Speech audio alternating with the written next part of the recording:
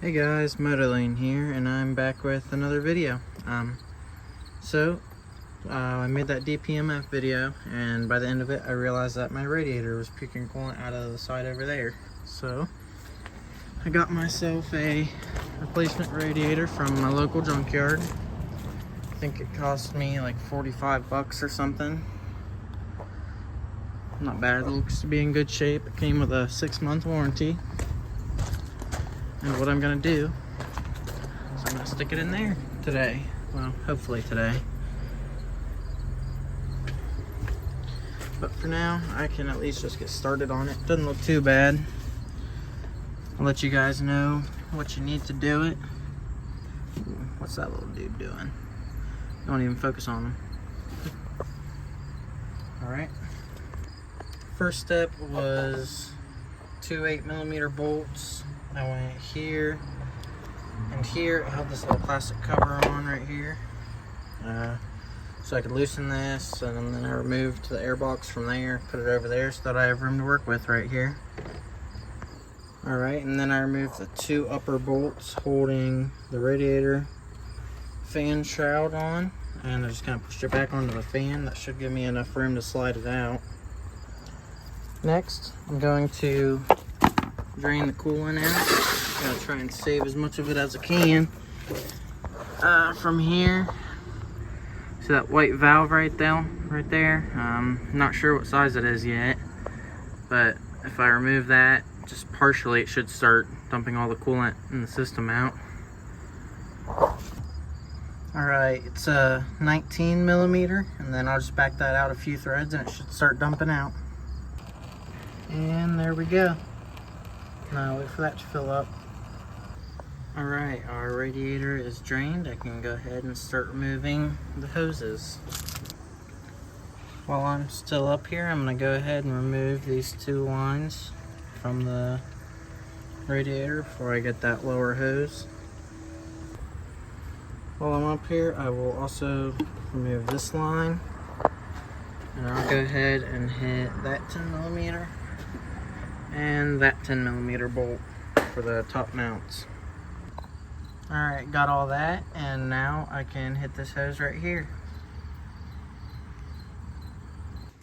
Got that bottom hose off, and I have the rest of what's in the radiator draining out.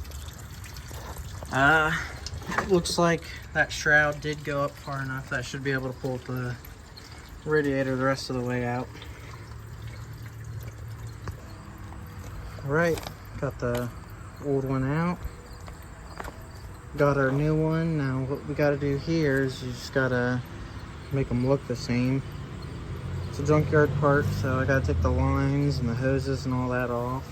Usually they won't come with the cab, so I got lucky. But it's the same part, that's what we want. Also, forgot to mention, these lines are 5/8 sockets, or wrenches. Alright, I got them looking identical. This is my new one. I'm going to run some water through it just to get out any contaminants that might have gotten in it while it was at the junkyard.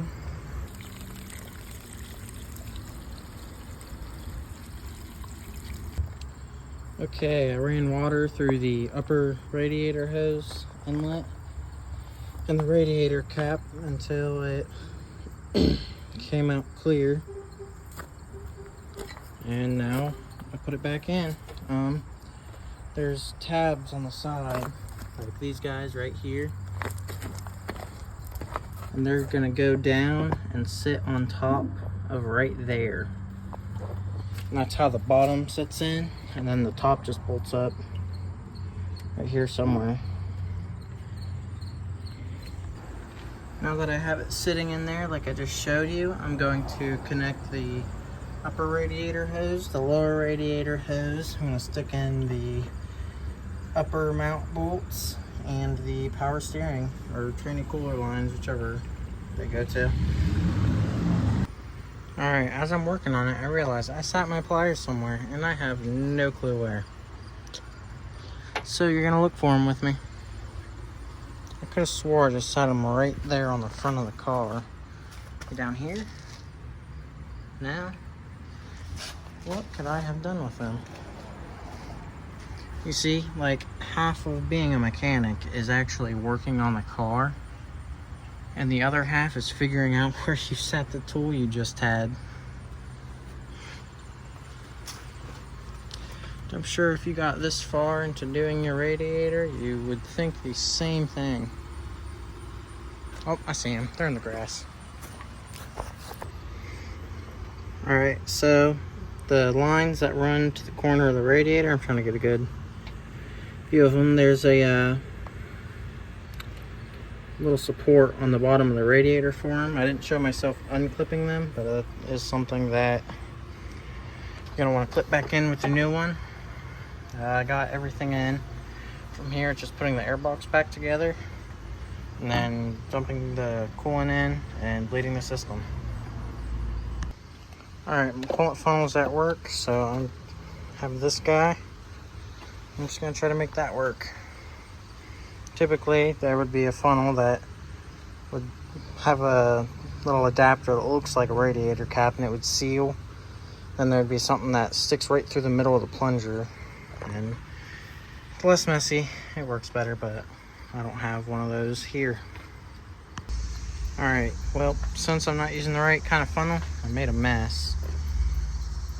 I'll just have to clean that up when I'm done, but from here, basically just run the car until the level stops going down, make sure the radiator's full, and make sure the reservoir is full. Turn the heat on all the way. You want the thermostat to open up, you want everything in the engine to get filled with coolant. When your heater core full of coolant, you want everything. And then that'll be how much it holds. So thank you guys for stopping in. Give the video a like, subscribe maybe. I'll be making all sorts of maintenance tips or how-tos on fixing your car. If you think of something you want me to do, comment, whatever. I'll see what I can do. Have a great one.